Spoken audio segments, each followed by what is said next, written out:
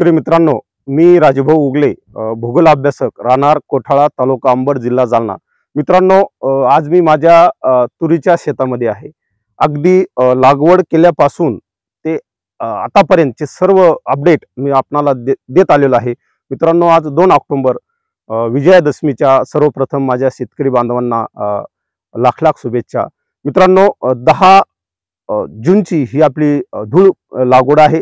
धूळ पद्धतीनं आपण केलेली आहे. अगदी टोकन पद्धतीने लागवड करून आज रोजी जवळपास 120 दिवसाची तूर ही झालेली आहे. तुरीला आतापर्यंत फक्त 2च खताची मात्रा आपण दिलेले आहेत. जास्त खत आपण दिले नाही. 0 मशागतीवर 0 खर्चावर ही तूर आणलेली. त्याचं एक उदाहरण तुम्हाला सांगतो मित्रांनो, की जे आपण मुगाचे या ठिकाणी जी पेरणी केली होती, ते पेरणीमुळे मुगाचं आच्छादन या ठिकाणी झालं आणि कंपोस्ट पद्धतीचं खत निश्चित या तुरीमध्ये निर्माण झालेलं आहे. मित्रांनो, या तुरीचं जे अंतर आहे, यापूर्वी सुद्धा सांगितलं होतं की साधारणतः 8 फुटाचं अंतर आपण ठेवलेलं आहे.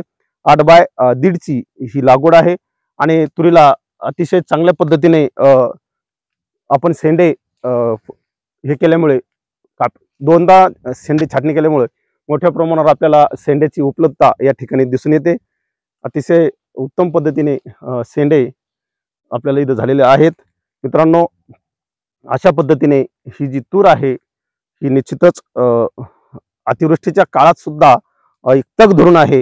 याचं एक आश्चर्य मला वाटतं, कारण बहुतांश अतिवृष्टीमध्ये पिकांची हानी आपल्याला झालेली दिसून येते. इथं निश्चित अतिरिक्त पाण्याचा झाल्या कारणानं ही सुद्धा काही अंशी पिवळी पडलेली. यावर आता लवकरच मी एक 19 खताची फवारणी करणार आहे. आणि मित्रांनो, सध्या तूर आपली अगदी पोटऱ्याच्या अवस्थेत आहे. अगदी 15 दिवसामध्ये हिला पोटरा आणि फुलं यायला लागतील आणि त्यानंतर या तुरी परिपक्वकडे जातील. मित्रांनो, पहा,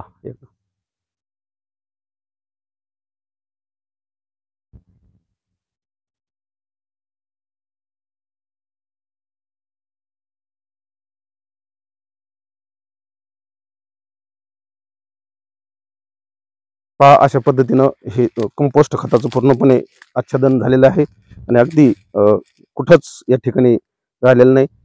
अतिशय तणविरहित राहिल्या कारणानं निश्चितच येणाऱ्या काळात आपल्याला एक चांगल्या उत्पन्नाची आशा या तुरीमधून निर्माण झालेली आहे. धन्यवाद.